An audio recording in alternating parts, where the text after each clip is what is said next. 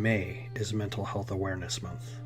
Whether you have or don't have a diagnosed mental condition, your struggles of what you go through and the struggles in which you deal with on a personal basis can affect your everyday life so significantly that you may not even feel you have anyone to rely on. You may feel that you are completely alone at times, but that is not true. There are people that are willing to help, that have or know people that go through the same issues that you do. Bringing to light these issues can help you and individuals like you face these issues and live with them without being overwhelmed by the problems.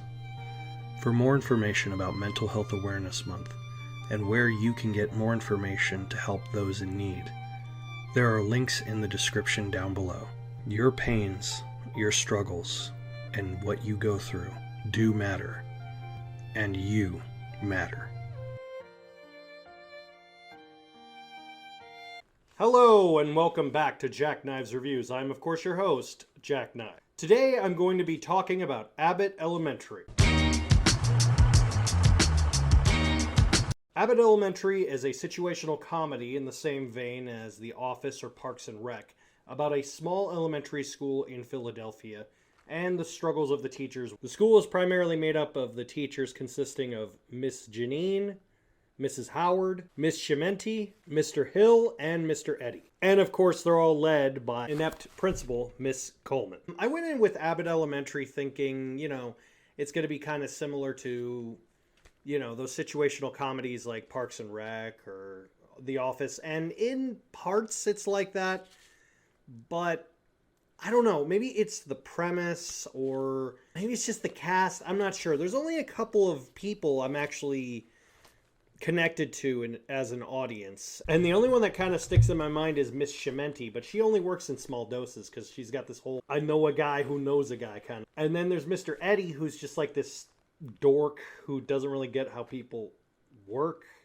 And Miss Janine's the main character. Who she seems like she's cut from the same cloth as the main girl from Parks and Rec. I don't know. There's something about the show that I can't really describe it. It's like almost connected, but it doesn't connect. I think it's something to do with the cast. Maybe it's those situations. I think it's mainly because it's an elementary school. There's very limited what you could actually do with it.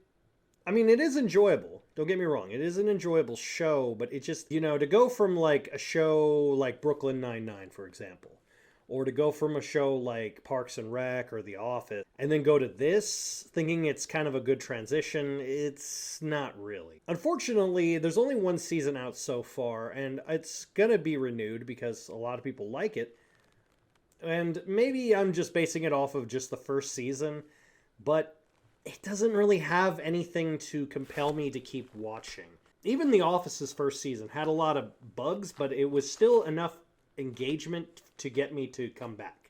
Same thing with Brooklyn Nine-Nine. It hooked me in. Yeah, I heard people talking about it, but I didn't really get into it until I, sat down and watched it, and then I really got into it. Parks and Rec, I didn't really get into. I tried. It just wasn't for me. And I think Abbott Elementary's in that same vein. So that's just kind of me, though. I'm kind of hit or miss when it comes to sitcoms or situational comedies. But I do go in with an open mind. From first impressions, it just didn't connect with me, I guess. I give Abbott Elementary 2 out of 5. Have you seen Abbott Elementary? Let me know what you thought in the comments down below. As always, I'll see you next time.